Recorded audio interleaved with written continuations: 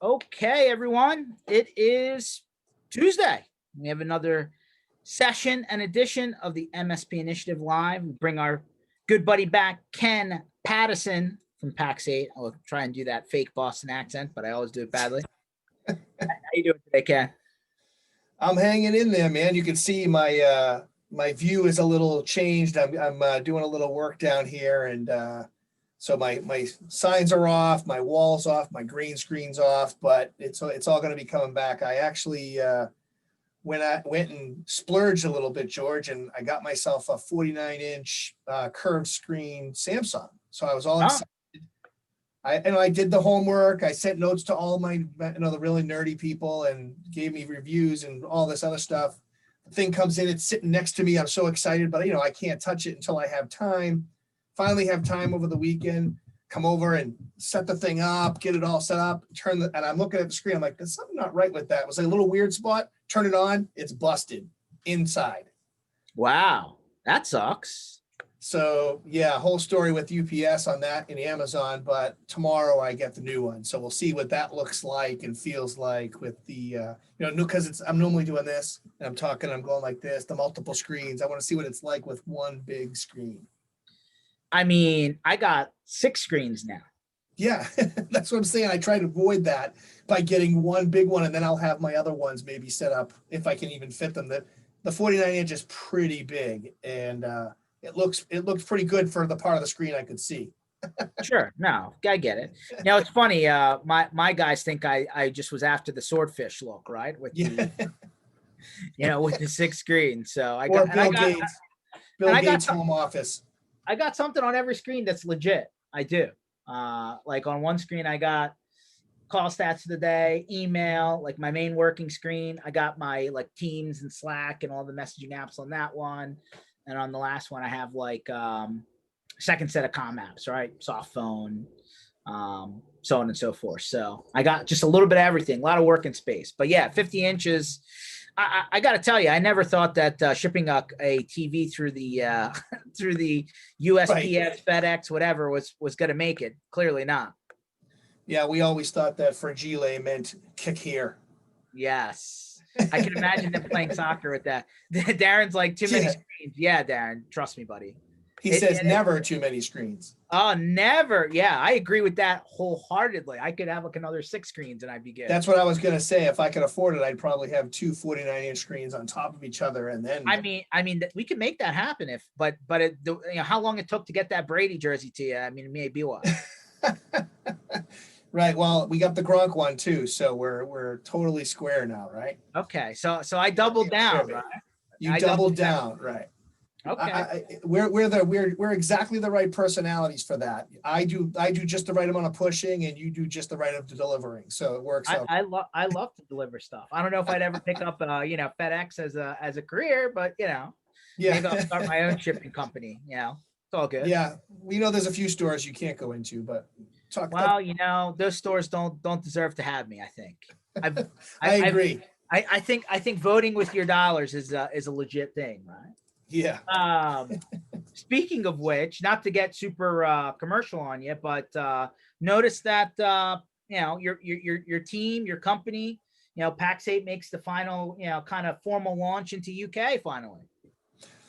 Yep, still some details. Obviously, we with the acquisition of WireHive and being able to dive right in with Microsoft, and there's some stuff to be worked out, I'm sure. And I haven't really even dug deep into all of it just yet, but it's a good thing. It's a good thing for everybody, for the MSP communities that, especially over in the UK, that have been waiting. I'm told with this, the following to other places like Australia and other markets that we've talked about that are hungry for PAX8 will be following as well. But yeah, it's an interesting time. It's with everything that's going on acquisitions wise, it's nice to see PAX8 make a step in the right direction. There's a lot that WireHive has to offer that's going to help not just the UK, but help stack up with what PAX8 does in the US as well. No, it's great. I mean, kind of locked down right now, right? I mean, hopefully, I think I read something somewhere. I don't know if you saw it, that they're talking about people not being allowed out of their house other than once a week Yeah. for a while. I hope that's not true, but it's always nice that you're not starting from scratch either, right? I think I didn't look too much into Wirehive, but it sounds like they had like a, you know, like 20, 25 people or something over there. Yeah, they're about 20 people, and they had the opportunity to explode a couple times with acquisition, but they decided to stay organic and do their thing internally. And actually, we talked to them. They were in one of our leadership meetings, and joking around about, we'll decide whether that was the right thing or the wrong thing. But we have 20 strong people, and they seem to be. We had 4 or 5 people on the call from there that were just really great. They had to do their PAX8 weird fact type stuff, so that was kind of cool. But they seem like a great company from top to bottom. I got some jokes. One of my old partners sent me a note saying, "Hey, what's this guy 18, the CEO of Wirehive?" Because he's a young looking gentleman. But they're all seasoned vets. I got to hear their stories, and it's going to be really cool to be able to get into the UK. We've had a lot of partners reach out, or I'm sorry, a lot of people in the community that weren't partners reach out and ask when's it coming. Same with New Zealand, Australia, and other countries that will be following hopefully soon behind. That's cool. Well, that's exciting. Yeah. It's always nice to be able to plant a new flag somewhere. I mean, hopefully not the moon or Mars, but UK is a nice place to start. Yeah, and when things open up, hopefully I'll get to take a ride and or a flight someplace outside the country and say some of these places. Myself and my good pal Alec. You guys know that route. We know a lot about the UK circles for sure, and we would have been. I think Alec actually, one of the last places he was at before everything, got the curtain was he was coming back from the UK, and like the day after he landed, they cut it off. So there you go. It's a good thing he landed. Well, at least he didn't get stuck over there. That's good. Right. The conversion rate can sometimes catch up on you real quick. Anyway, so just we're actually 2 weeks into the month, basically. It's almost hard to believe, right? I know January is kind of a slow start for a lot of people, but I'm still hearing a lot that there's a lot of success in new opportunities targeting co-managed. I'm hearing it from a lot of places now. Yeah, it's coming up everywhere. And, kudos to Bob Coppage, who was on that from well before, this all happened. And this is definitely like a lot of things, right? It's been launched into the stratosphere because of COVID, right? I mean, we talk about this, the opportunities, cloud being one of them, security now being another one. And co-managed is definitely right in that class where all of a sudden, I think what happened is a lot of these, and how this works, right? The larger companies have some IT guy that's a friend or a relative or, someone that worked someplace that knows a little bit about IT, and they kind of get in there. And when this all hit, I don't think they were ready. They were doing the same old thing day to day, running around in a lot of cases. And then the CIOs are like, hey, why weren't we ready for this? What's going on? And then they're watching all the education that's been put out there by some of these mature MSPs that put it out there, and now they're paying attention. I mean, we heard from TechVera, they said when they were doing their educational team stuff back in March, April, May, June, that when they looked at the audience, it was no longer like the gatekeeper or the admin person. It was the actual CEO sitting in and paying attention to, what was going on and what these education was on. So yeah, that kind of altered it. It kind of woke everybody up, and they're kind of saying, hey, what's going on?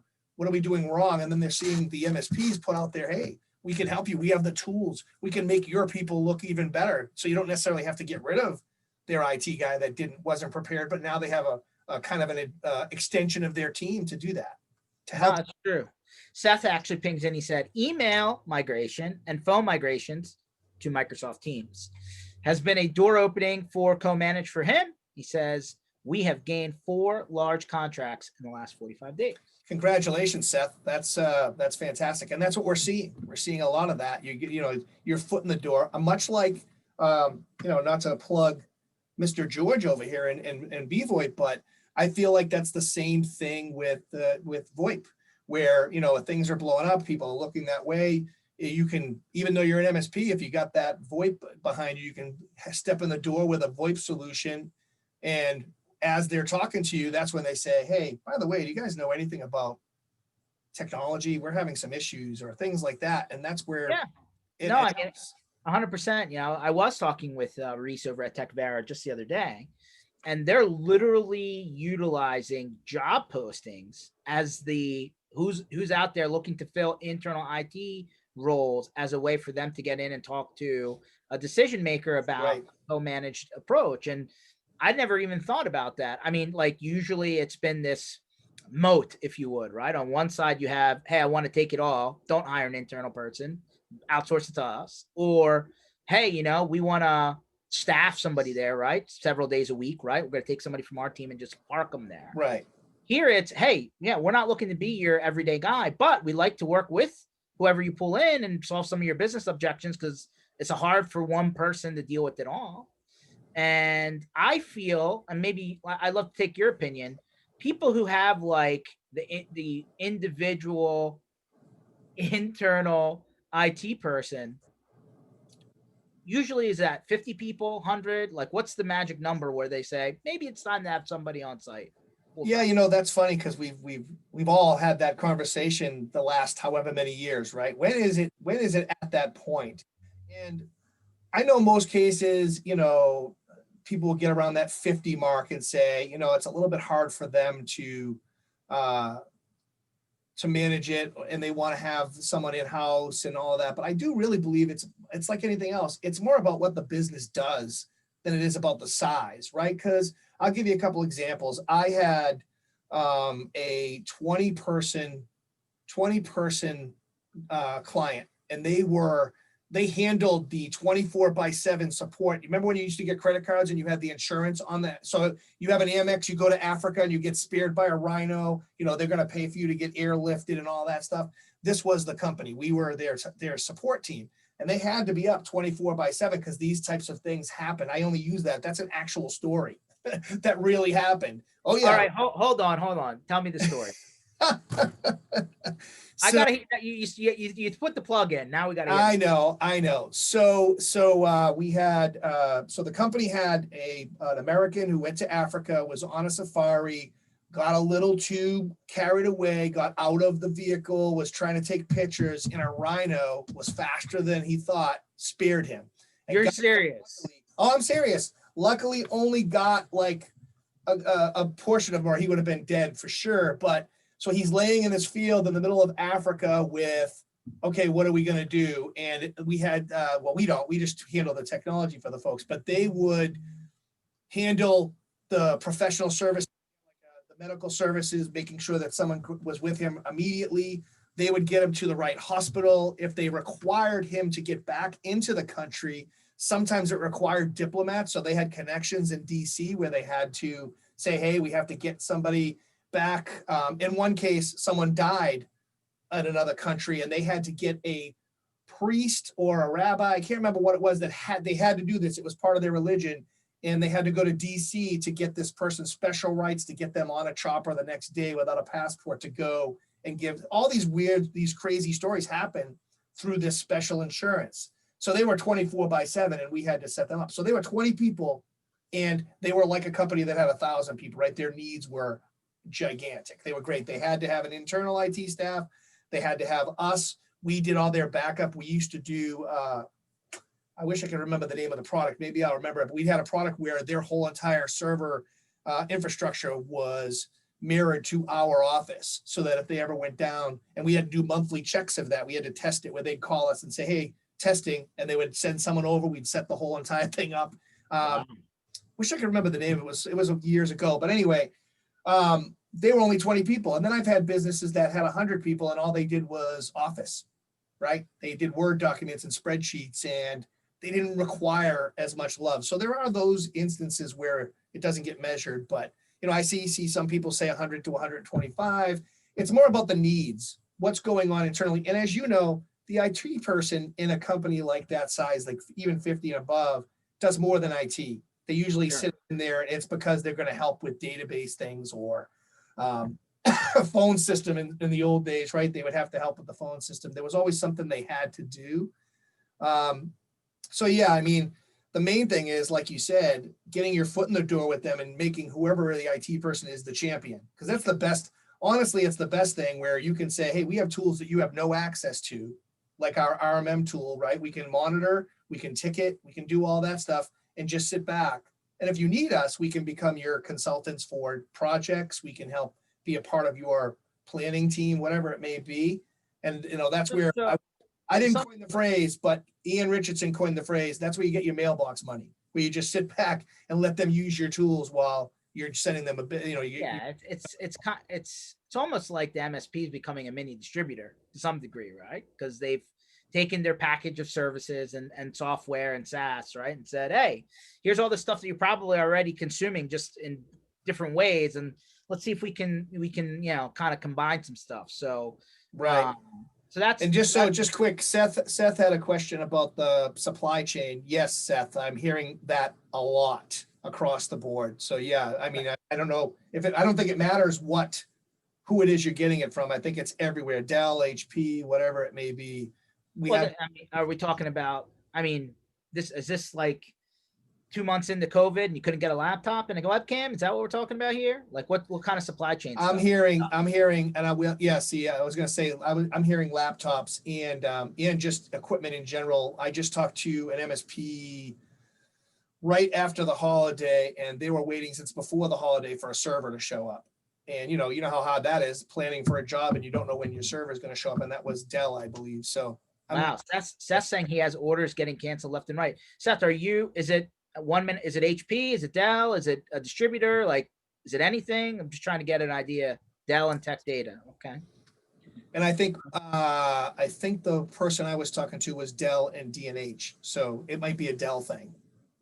I listen, do you, because of timelines, do you take the plunge and do you go and get something from another manufacturer because your primary standardized offering isn't there? I hate crossing the streams, Ghostbusters edition, but yeah, I mean, I would say sometimes you have to, but I also say don't do that. Do it with a grain of salt, as you say, right? Just be smart about it. I mean, when I was doing this, I was always doing my homework on all the hardware just in case, right? I knew I mean, at the time, I never wanted to do HP. I just found that there was too clunky, too much wrapped around it. That was just my thing. I was Dell guy too, but I started to find that some of the ThinkPad stuff was getting stronger as long as you got rid of the bloatware and things like that. So I had a backup plan where we started doing, shifting from one to the other. I see you got Dell, Lenovo. That's a so I know, my sister MSP,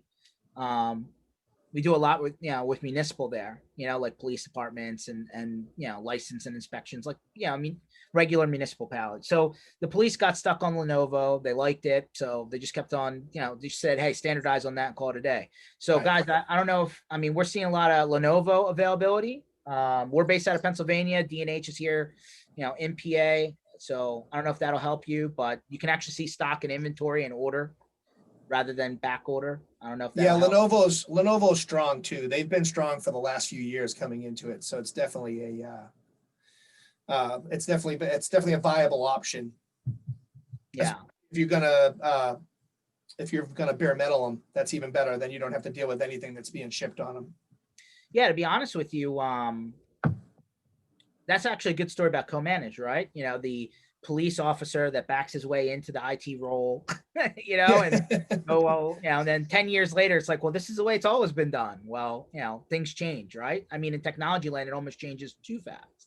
Well, COVID is changing that, right? That's the same for a lot of things, right? This is the way it's always been done. And now COVID's waking people up, just like security. And we saw that Seth was talking about CMMC stuff. Well, that's big for everybody right now. And the reason is no one can say that's the way it's always been done. Everybody's asking the question, how is your security this bad? How did you not check X, Y, and Z because of what's happening? And another thing that COVID has exploded is that security piece, right? That's all I'm reading about is all these, not just the big ones. I'm seeing a lot of small ones, a lot of ransomware, a lot of weird little things all sprouting up. because people are taking advantage of the pandemic because they don't care. Are you sure? Because Bitcoin was at like 40,000 per Yeah, coin, right? I mean, it right.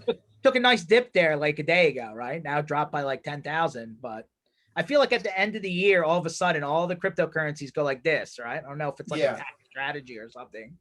The money disappeared. Oh, then it ended up back with a little bit of interest. Ken, are you hearing a lot of people? Funny enough, I bring that up. Are you hearing MSPs sitting on Bitcoin as a oh crap moment in case their customer gets screwed? I mean, Even just a few $1,000s, right? Yeah, I don't think it's a widespread. I haven't heard it enough to be sitting here saying, "Oh yeah, everybody's got that." But I do hear it. And look, everybody's smart, right? MSP owners are smart people, right? They're entrepreneurs in some cases. Some cases, obviously, you become an entrepreneur, but you're always thinking, and there's always something in the back of your mind. At least you should be. What's my backup plan? How am I going to? Just like with data, right? You have to have a backup. And you should have a backup for your finances, of course. So some people are going that direction. I heard a story the other day of someone that sold off his Bitcoin right before this boom to invest in something else, and it was a good investment because he was investing in a company he worked with. But he was like, "Yeah," he goes, "I moved it," and then I was like, "Oh crap! Well, that's what that's what investing's all about." And then his wife found out, was like, "Wait a minute, what?" You move that and now it's at this number. Yeah. So it's interesting. A lot of the MSPs are using it and they're shifting stuff around, right? They're not just using Bitcoin, but they are using their investments as that backup. So little chat comes in. Client once paid for ransomware. Data they got back was garbage. Has anyone actually received valid data? That's a really good question. It's the numbers that were recorded. Now remember, not everybody reports, so you don't know in those cases when they don't report what happened, right? The ones that were reported, the numbers were a third of those that went that way got their data back. Only a third at one point. And I remember, we got to remember the source too, where they got this data from. But I did get data back, not all of it, but did get data back. Someone that worked at the company I was consulting with was a big Bitcoin guy. He did all the negotiation, got them negotiated down, went through the process, did get some data back. I was against it in the first place, but this person was very desperate. It was all their data and they didn't do the right things. They were not a customer of the company. They came to us after it happened. So of course, sometimes we got to be the garbage man and pick up afterwards. And we did get a good portion of the data back, but you're right. It wasn't all of it. It wasn't clean. So I have seen it, go that way. And I've also seen people who, paid and then the ransomware company disappeared the next day. Yeah, I last year was the first time I heard the term. It was mid-year, ransomware negotiator. I had no idea such a position existed. But apparently these companies back up insurance companies and they go in and try and negotiate the price down, I guess. And they're like sitting on top, like they're not even the guys holding the cryptocurrency. They're just it's like the negotiator from the police department trying to get the guy not to jump off the building, right? Yeah, this guy was like one of those guys. I won't say he was good at other parts of his job. That's a whole other story, but he was good at the negotiation. I mean, he got them down to a third of what they were asking for and said, "We'll get you paid. This is where we need to be." And he already owned Bitcoin. He went out and did the currency and got it all and got it paid and did all the work. So it definitely made it easier because, I mean, I don't know many of the MSPs, even if they're investing in it, know how to get it, where to get it, and do all the things that you need to do. It'd be interesting if we find a legit ransomware negotiator to come on and talk about that role. I'd love to hear some stories, right? I'm sure there's some good stories. Yeah, not to be like the stories where somebody calls in and says their cup holder's broken and it's really their CD-ROM drive. Hey, easy. That was 1995. So okay, all right. we've had some time pass. Now they don't even have the disk drive that pops out, right? Right, exactly. Although I still couldn't fathom that, but it was pretty interesting to see. What can I do? He was the president of one of Fidelity's departments, and I was a mere intern. I did that as a joke. That legitimately happened to you? Oh, I thought you were talking about my story. No, Yeah. no, no. Now you got to tell the story. Oh God. So, and of course I leaked that it was Fidelity, but it was so long ago, it won't matter. But yeah, Fidelity Investments. I was working in Ned Johnson's building. If you know who Ned Johnson is from Fidelity Investments, he was the man. And one of his presidents calls downstairs and screaming at me, and I'm just an intern. And I'm just like, okay, sir, what's the problem? And he's like, my coffee holder on my computer broke. And I'm like, coffee holder? Like, I can't even hold it in. I'm like, sir, did you get something at a show and it's, sticks to the side of your computer? And no, it's in my computer. I push a button and I'm like trying to think still, like putting it together in my head. I'm like, what does it say on the front of this coffee holder? He's like, Forex. And I'm like, oh, okay. I'm going to be up and I'll be up to fix that. And sure enough, he was putting his coffee right. He was pushing the button. The CD thing would come out and he'd put his coffee in the CD holder, CD-ROM thing. And so, yeah, that actually happened live. I witnessed it. I still, to this day, however many years later, can't believe it. And yeah, so he put it in there until the thing finally broke the damn thing. And he was upset his coffee spilled. And I had to go to somebody else and say, I'm not explaining this to him. I'm going to replace his CD-ROM and he's going to still use it as a coffee holder. Wow. Wow. It's not like today where you get like the little heat plate that plugs in via USB. It's I had one where a guy called in and said his mouse wasn't working. I said, is it plugged in? And he was trying to plug his USB into the Ethernet port. Yeah. I was like, really? We've all had, the great stories. Remember the old days, we only got to listen to sound files, but the one where the guy was saying his computer wouldn't turn on, and after like an hour of troubleshooting, he said, well, look behind the computer. And the guy said, well, I can't see it. He's like, why? He's like, because the power's out. This is like, you ever watch that IT Crowd? I know it's probably, pretty much a legend status now, right? The hello IT, have you tried turning it off and on? Yeah, right. Well, this guy told the person gave instructions very calmly, which I thought was pretty funny, but calmly basically told the person, okay, you got them. Yep, put it back in this box. Yep, put it back in this box. Have them package the whole thing back up and said, send it back. You don't know what the F you're doing. Oh yeah, there's a whole recording of it from way back. I mean, it was a WAV file, George. It's almost as good as the one where the guy, like, his computer's not working and then he like literally throws the whole thing off. Oh yeah, that's an old video too. Yeah, they got the security coverage up above and he's taking the keyboard and he's smashing the thing. Yeah. They don't understand. Hey, listen out. One last one. Training. I did training back in the 90s and I had this very large food chain, the CEO of the food chain, and I was doing training. And I said, okay, now take the mouse and move it across the screen. And the guy picked his mouse up and put it on the screen and moved it around. My fault. I didn't mean to move your mouse across the screen. My fault. Amazing. I mean, listen, they always say that it's what's in between the chair and the keyboard, right? Right. Yeah. I can't tell you how many times I told people just keep some spare keyboards and mice around, because like some people wear their keys down so badly, like to the point where like holes start, forget the letters disappearing, holes start showing up in the keys. And it's like, I'm kind of a gorilla myself, but even after all these years, I'm still not exactly gentle. Yeah, I'm right there with you. Maybe it's right on. So one of the things that, I always thought this was an old thing. Have you seen privacy, like the 3M film screen start to pop back? I had somebody bring it up just the other day and I'm like, you still need that? Like people still want those, so that people can't see your monitor walking around the office kind of thing. I mean, not a ton, but I mean, there's a need for it when you have everything's gone to the open office. I mean, I haven't seen a lot of it crazy, but those screens were pretty interesting where someone could be standing right behind you and not see your screen, but you're in front of it and you can see it. I will say, I thought it was crazy a couple years back when banks started going to the open floor plan. And I'm just like, wait a minute. Isn't this a place where things should be a little more paperwork on a desk and people can walk right through? All the space is open. Even the IT department had like a pit, but it was still out in the open. I'm just like, that's where I actually saw those screens come back in a couple places where they were like, I can't have my screen be viewed. I'm doing $1 million deals.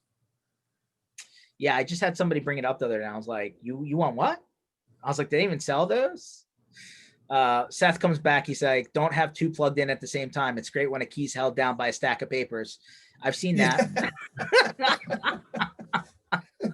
And then he says, now we're gonna go down this rabbit hole now. Where I had I did a newspaper, a big newspaper at the time. Of course, no one talks about newspapers anymore, but this was one of the bigger newspapers, and their sports desk was down.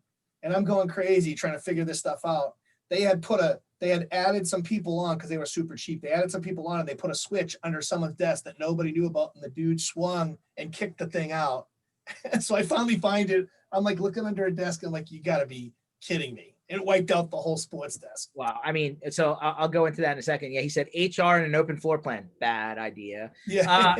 Can imagine those conversations in the middle of a hallway or in a room. But yeah, how many times have you found the 4-port switch like above a ceiling tile, Right. you know, like behind this like, you know, Go a step further. office Go a step cabinet? further. A 4-port switch that serves DHCP, right? Some kind of router that's sitting up in the thing that's not doing anything else other than conflicting with everything on your network, and you're like, what's going on? Yeah. Horrible. Horrible. The Netgear staples behind the whatever. Always interesting. I've seen one in a bathroom and I'm like, that doesn't belong here. I saw a server in a bathroom, so we can, that one, right? You walk in and you're like, why is your server next to the kitchen sink? Yeah, that's not good. Yes, that's like, oh, it's 10-100 too. Yeah. I don't know 100. why would they even sell just 10-100 anymore? But yes, I agree. It's slowing down the whole network for sure. I saw literally, was it this morning or yesterday evening? Ubiquity sent out an email saying that they were hacked. Mm-hmm. You see that? I did. Oops. I did. Yep. I mean, look, everybody's going to get hacked at one point or another. It's how they deal with it and what were the real underlying issues.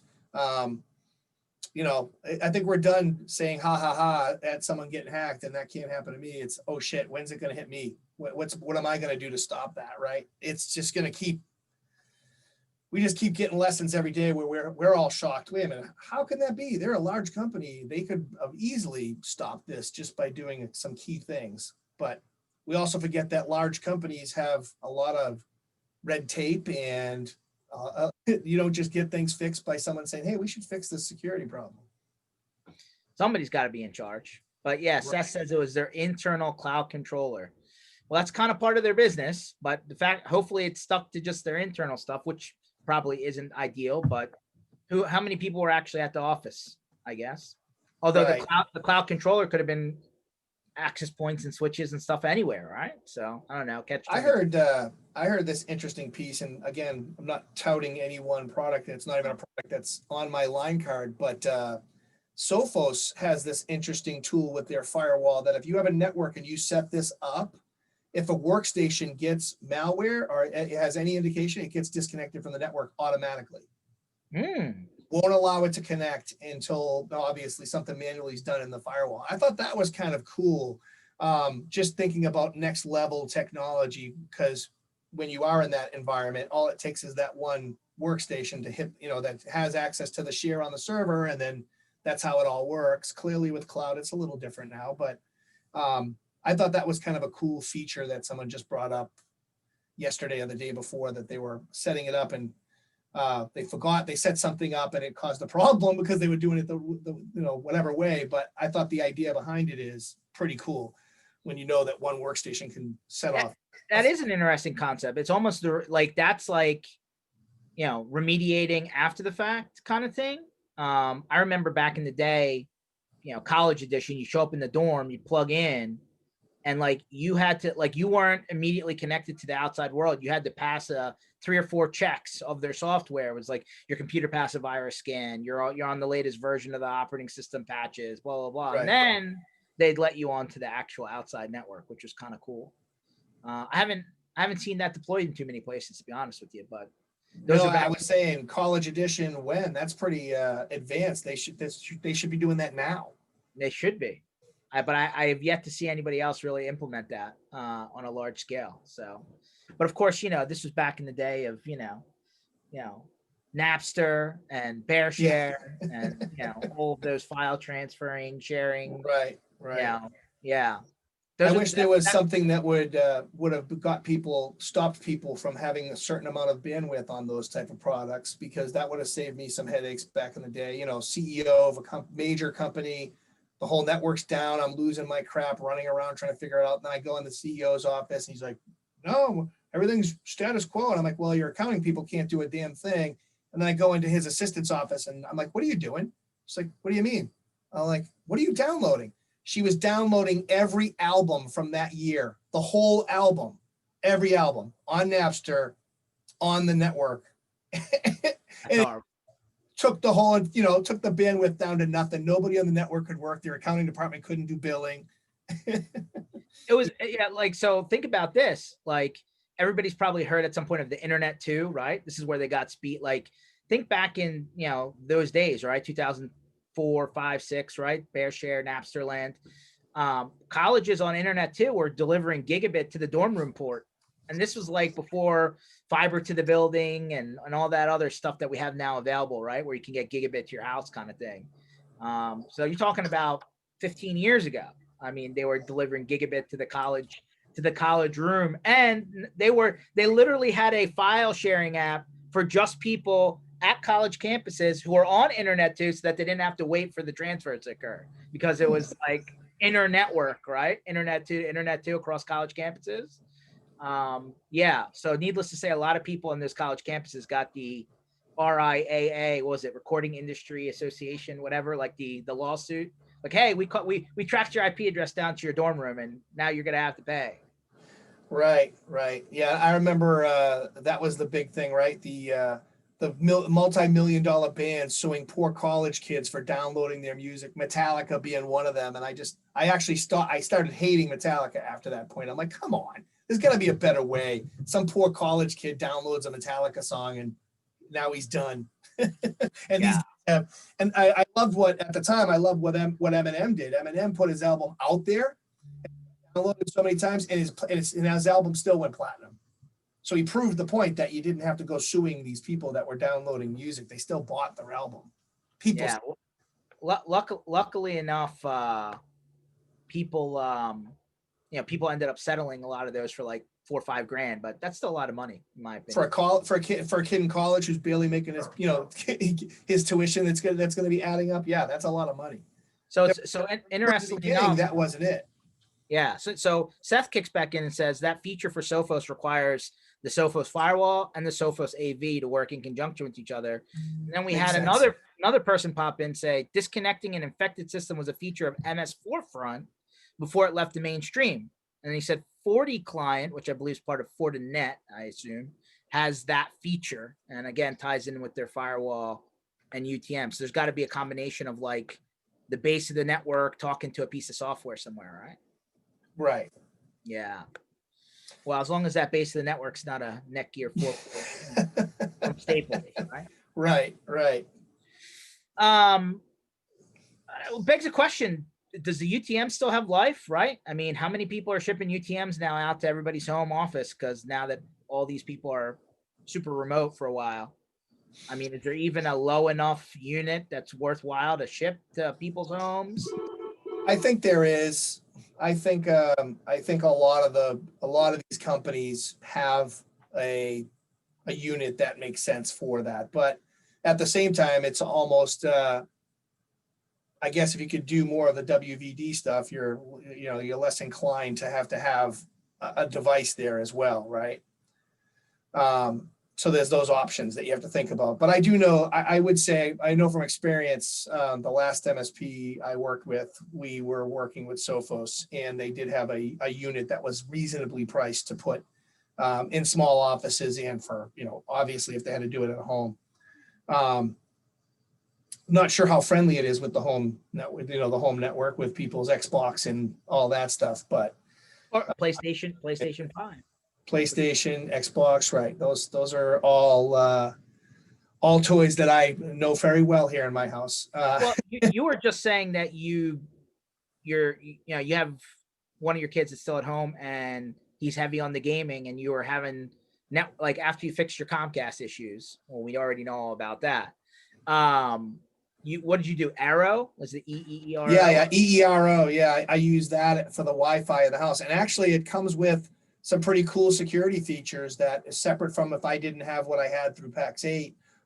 It comes with the full-blown version of Malwarebytes for scans and things like that. It also does, it'll tell me who connects to the network and when, all their information. It'll say, you can block, you can shut this off. And then it also does scans, lets you know that, hey, we didn't allow this to happen on each one of these devices. The typical, very base level, but still pretty decent for some little out of the box thing that I only cared about for Wi-Fi. So my son up on the second floor could have, and it increased everything by 10x for him upstairs. So it was a much better solution. Wow. Yeah, they've been around for a while. I know that they kind of popped out when Google rolled out their original like mesh Wi-Fi network. Right. And, I know some ISPs have picked up that manufacturer, so that's cool. Not, again, not trying to go down a bad road, but I saw a news feed here that an ISP in northern Idaho blocked Facebook and Twitter from their network. I thought that was interesting. I would love to be one of those subscribers saying, "Oh, I can't check my, my likes today. Oh, sorry, this page has been blocked." Hey, content filtering upstream, right? Moving right along. So what's the one or two big things that people should concentrate like before the end of this quarter, right? Obviously getting, everybody's like still getting off I closed out my books. I finished the year. Now I'm trying to get back up on the horse, but time flies, right? We're already mid-January. We're going to be in March real fast. I'm sure me and you would prefer not to be in cold weather or snowland, but that's just how it is in the Northeast. Right. But seriously, from a technology standpoint, is it still the push to virtual? Is it still the push to cloud? Is there any concerns about hybriding that? Is there any concerns about, we already heard about, technology shortages, but a lot of people had things pretty much turnkey, right? Of a certain size. You had technology refresh schedules, you had, devices on subscriptions that seem to be popular of late. I mean, we don't know in March if this whole lot, if everything's back on yet, right? So all of that on the table, where do you suggest people spend their time now from a strategic standpoint to work on their businesses? Yeah, I mean, if you're not already doing it, security in-house, in your own house, right? We talk about this all the time. Get your house in order so that when you're taking care of your partners, customers, whatever, you can apply that to their networks, their businesses, but you can also say, we use this in-house, and your people internally will understand that technology better. I think that's still super important. I mean, before this happened, we were preaching this. Now that it's happening, it's super important. And remember, some pretty mature security firms have said to us, George and I both, the one thing about doing this at the speed in which we did it, putting everybody work from home, was the security was not at the same level as it would be if we were doing it on a normal pace. So go back and check the stuff that you did on your customers to get them working. I'm sure it happened. No one's saying it's a bad thing. We understand that they had to work first, and security might have come somewhat second because you had to get them working in certain places and certain buildings, certain whatever it is. The house has weird cabling in it, whatever it may be, weird internet access. But we found that, and I found this from multiple sources high up, people who know their stuff, were still saying, our guys were doing this at such a pace. We know we missed stuff. We know we didn't do it at the same level we want to. So go back and check on that stuff. Make sure there are no holes because you were so busy getting them connected that you didn't miss something. That's something super important. We heard Eric on the community call the other day said he still found, RDP ports open still. So in this day and age, you would think that would be something that would be the first thing, IT folks would check. But, we know everybody's busy. They're flying by the seat of their pants trying to get things done. Plus, you can't go inside anymore. A lot of stuff is trying to be done remote or walking people through it if you can't get into the house. So we get that. But I would strongly suggest creating a checklist of all the things that need to be done to lock down the security for people who are working from home and run through it with your customers. So what's the reality that somebody's cell phone is also a concern, right? I mean, I talked to a couple guys last week who were like, yeah, we're finally starting to standardize MFA, right? Instead of everybody having a different app, everybody having a different, workflow. We're just trying to standardize on, and there's people out there that are really good at it from a experience standpoint. And they're running into people's devices being too old to even run the app on the phone. Like you don't even think about this, but like that's part of the puzzle now. Well, I mean, from firsthand experience that simple things like GPS don't work on old phones. We've had that experience, right? You can't even find a location because our driver was using an old phone. So that happens, right? So I agree. I mean, yeah, if I guess it's like anything else. If you're gonna do business from any device, whether it's your phone, your computer, it has to meet the business requirements. It has to meet the requirements from a security standpoint, right? It has to be somewhat compliant to whatever your business needs are. Because if that's not, then how can you go out to your customers and tell them that they need to be? Same with anything else. Yeah, it's true. I wonder how many people actually are on the 5G bandwagon now. I feel like it's more marketing than it is actuality right now. I have seen so many. That's funny that you say that. I saw someone the other day post a picture of their phone saying, yeah, Verizon 5G, my ass. And it was showing the bandwidth was like, he did a speed test and it was at 10. And it was just, horrible bandwidth. So yeah, I agree with that. I have seen, mixes of it. I don't know if some people are getting faked out by it. I mean, I can give you, for instance, my phone sometimes, I have gig speed in the house. You're not supposed to really see that through Wi-Fi completely, right? On my phone, if I'm in certain places and I do a speed test, it'll tell me I'm at 984. And I'm like, that's not even, but I'll notice my phone can be slow in that same place. So what it's telling me and what it's doing seem to be two different things.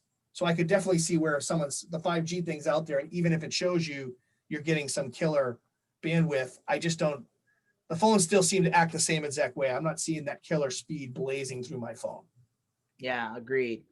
Just like if you walk into, like when stadiums finally are full and you go back and, you're sitting at the arena or the football field or whatever, a baseball game, when 40 or 50,000 people are on their phones, it's just going to be slow. I'm hoping 5G helps some of that because I'm a big sports guy, but no, you.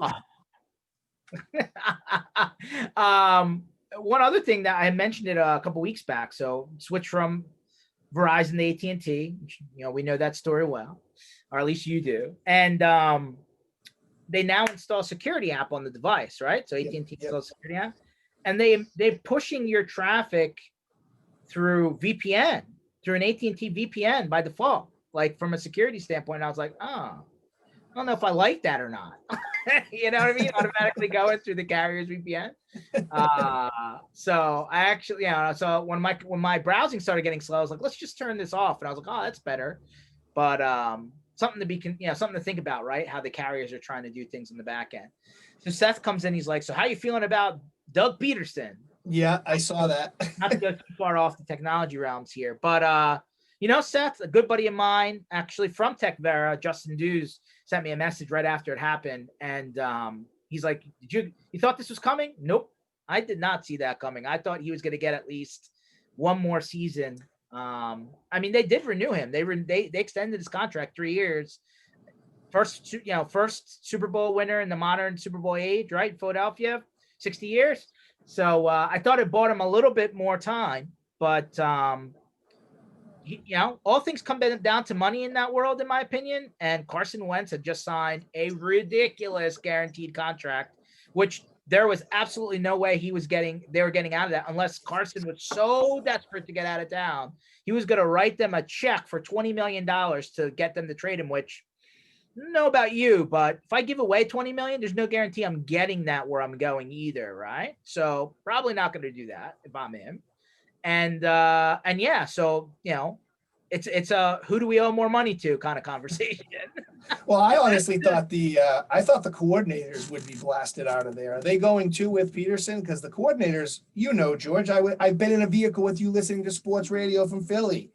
The coordinators Yeah. were awful at times. And this is kind of inside, if you read in between the lines, right? Because Peterson actually released a statement afterwards, and you know, when he got fired and all this, whatever, was that he felt he didn't have enough control of his own coaching staff, and too much was being pushed on him from upstairs. In Philadelphia, it doesn't seem like the coach does have full control of his staff. I think they've placed certain people there that they feel are, you know, the best people for those positions, despite the head coach. And what was the old saying by Parcells? If I'm Grocery going shopping. to, yeah, Yeah, I want to do the shopping myself, right? yeah, exactly. If I'm shopping for the ingredients, then I'm gonna want to cook too, kind of thing, or something like Right. that. So I can see where he's coming in. But yeah, Seth, a little bit shocking. I agree. And the NFC East is absolutely horrible, and worst division in modern NFL history this year. But that was actually kind of fun because it went to the very last game or two to figure out what was going to happen despite that. And we all still remember that this is not the first time a 7-9 team hosted a playoff game. It was the Seattle Seahawks, right? Hosted the New Orleans Saints back in, 2013. So, it is what it is. And Giants almost getting in at 6-10. I'm sure they were happy with us Eagles fans that we kept them out of the playoffs. But yeah, I hear you. Which is, by the way, the Giants head coach went to my high school. So not that I'm a Giants fan by any means. We know that. Yeah, exactly. So another thing you brought up, since we talked about it was, can you still use your company's VPN if you're connected to AT&T VPN? I don't think so. I think you got to choose one, right? Like you got to pick one, unless something's changed. Yeah, unless something's changed, it's always been one or the other because that's the whole of the VPN. Yeah. So you would have to turn off the AT&T VPN as part of their security app to switch to the company's VPN, which I haven't seen, like, and again, every company's different. I can't remember the last time somebody said they required a VPN on their mobile device to access something. Like, it's very app driven now, right? But yeah. And no, I can't imagine walking a client through setting up a VPN on their telephone. Absolutely not. Yes, they have a hard enough time using it as a hotspot, let alone VPN, for sure. Ken, I've seen a lot. I know January is a tough month, for a lot of people, but seen a lot of promos that have been dragged over from the end of last year into this year. So I'm just seeing a lot of, there's a lot of good offers right now. So if you're in a place where you can make a deal, I think you're in a good place to still make that deal, even though it's not like December 30th. Yeah, so, I think we kind of saw that coming, right? We were all like, is everybody really ready through the holidays to make some of these decisions? And if that's the case, then the people putting these deals out there are like, well, we didn't exactly hit the mark here. Let's stretch it out a little bit. Kind of like what the car dealers do, right? They have the, end of year sales by January 4th. And then, well, guys, we're going to extend it just for you, January 7th, right? So I think it's the same idea. Yeah. No, I actually parted ways with my trusty diesel car. That was I've been driving a diesel car since 2008. Not the same one, right? Different. I was a Volkswagen Jetta TDI guy before Dieselgate, and they bought them all back. And the only other options I had was a Chevy Cruze diesel. Probably wasn't a good idea. And I ended up on a low end BMW diesel. And man, those diesels run forever if you take care of them. But I guess I needed to, get a larger car. Family's growing over here, and I kind of had a tear as my, no longer have a diesel car in the driveway, man. Yeah, you got a little push there, but are you happy with the new purchase? I'm not driving the new one, right? She's supposed to be driving the new one. So take it easy, Seth. She's supposed to be driving the new one, and the car hasn't really moved a lot. But actually, I just heard that she's going to start going back to work in the office for at least a day or two. So, yeah, go figure. So that's here in Pennsylvania, guys. So take it for what it's worth. But I'm hoping that's a good sign, and hopefully as she starts getting back on the road, she has a 50-mile each direction. So I hope it's comfortable. I thought it was. Anyway, Ken, appreciate you, buddy. I know Darren says never too many cars. Too many cars. You should check out what Darren bought. He literally took our road trip concept and said, I need to get out. And he literally bought a pretty slick RV-ish type vehicle. I thought was super. But I mean, he's out in California where there's a lot of nice things to see, right? Still kind of warm-ish. It's funny. I was talking to someone out in Cali, and he said, "Yeah, we bought a camper, but we haven't really got to use it that much from before into this now, just with everything." And he's like, "Tell you what, I'm not in a really good spot for you guys to come visit me. So maybe I'll come to you and then follow you guys around Cali for a little bit." With his RV. Let's hope. I think they were talking about some rule where you can only go 120 miles from where you live or something in California. I don't know if that's in effect or. Good news is that won't happen until the end of the year. So hopefully everything will be cleaned up by then. I was gonna say that, or you're gonna have to draw a nice big circle around that, man. Anyway, Ken, stay warm up there in Boston. I know it's windy up by you, and that brings that temperature down a bit. No major snowstorm so far, but you had to say it. Had to say it. No major well, you know me. I'll be out there in my shorts shoveling it all out. I think we should get a photo of that. All right, you got it. Yeah, Ken in his shorts shoveling the driveway. I'll try and stay out of trouble down here in Philly, but you know, it's hard for me. Yeah, right. So you're not gonna open your mouth. That's not gonna happen. All right, buddy. Well, I'll think of the next thing to send for you to add to your wall while I'm in between. Oh yeah. Yeah, we'll talk about that. You got it. All right, everyone. Thanks for joining in. We're back again on Thursday, 1 o'clock Eastern. And, you know, talking a little bit about the topic of the day. Hopefully we'll have some more people on on this Thursday, maybe, to talk about, you know, shop, you know, security, I think might be the topic. We'll see. But we appreciate you spending a little bit of time of your day with us, and we'll try and keep it light, but informative. Have a good one, guys. There you go. Thanks, guys.